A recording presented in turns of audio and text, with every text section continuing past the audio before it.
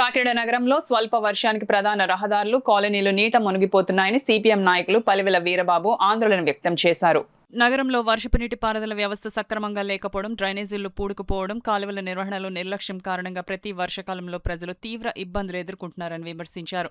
చిన్నపాటి వర్షం కురిసిన లోతట్టు ప్రాంతాలు జలమయమై ఇళ్లలోకి నీరు చేరుతుండటంతో ప్రజలు అవస్థలు పడుతున్నారని పేర్కొన్నారు. ప్రధాన రహదారులపై నీరు నిలిచిపోవడంతో వాహనాల రాకపోకలకు అంతరాయం కలుగుతోందని, విద్యార్థులు, ఉద్యోగులు, వ్యాపారులు ఇబ్బందులు ఎదుర్కొంటున్నారని తెలిపారు. పలు ప్రాంతాల్లో డ్రైనేజీ నీరు వర్షపు నీటితో కలిసి రోడ్లపై ప్రవహించడం వల్ల పారిశుద్ధ్య సమస్యలు తలెత్తి ప్రజారోగ్యానికి ముప్పు ఏర్పడుతోందన్నారు.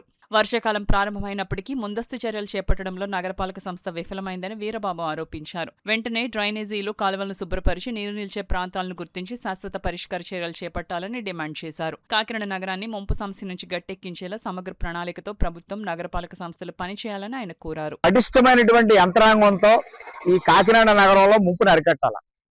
జగన్నాథపురం ఏరియాలో అనేక ప్రాంతాల్లో ముంపు బారిన పడుతున్నాయి కొద్దిపాటి వర్షానికి. ఇంతకుముందు సినిమా రోడ్డు, ముఖ్యంగా మున్సిపల్ కార్యాలయమే వెంటనే ముప్పుకు గురవుద్ది ఒక అరగంట వర్షం కురిస్తే. ఇప్పుడు తాజాగా కాకినాడ మెయిన్ రోడ్డు, మసీద్ సెంటర్ టర్నింగ్ కానీ, వినాయకుడి గుడి ఏరియా కానీ, M&M షోరూమ్ కానీ, ఇలాంటి ప్రాంతాలన్నీ కూడా మెయిన్ రోడ్లో కూడా ముంపు ఉంటుంది. ఆ నీళ్లు పోవడానికి ఎక్కువ సమయం పడుతుంది.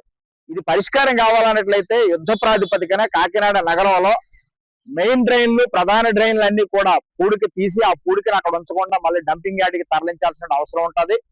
కాబట్టి ఇప్పటికైనా ఈ రోజు కురిసిన వర్షాన్ని దృష్టిలో పెట్టుకున్న అధికార యంత్రాంగం ప్రత్యేకంగా టీంలు ఏర్పాటు చేసి యంత్రాంగాన్ని ఏర్పాటు చేసుకుని పూడిక తీయడం ద్వారా కాకినాడ నగరంలో ముంపు అరికట్టాలని కోరుతున్నాం.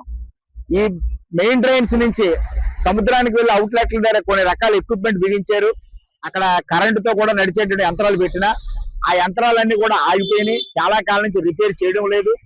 అదేవిధంగా చెత్త తీసుకెళ్లే వాహనాలు కూడా పెద్ద ఎత్తున రిపేర్లు ఉన్నాయి. కొన్ని వాహనాలు మాత్రమే షిఫ్ట్ల వారీగా డ్యూటీలు వేసుకుంటూ జరుగుతున్నాయి. అందువల్ల పారిశుద్ధ్యంలో ముఖ్యమైనది డ్రైన్ క్లీనింగ్. ఈ యొక్క వారం రోజుల్లో యుద్ధ ప్రాతిపదికన డ్రైన్స్ అన్ని పూడిక తీయించి కాకినాడ నగరాన్ని ముంపు బారి నుంచి అరికట్టాలని విజ్ఞప్తి చేస్తున్నాం.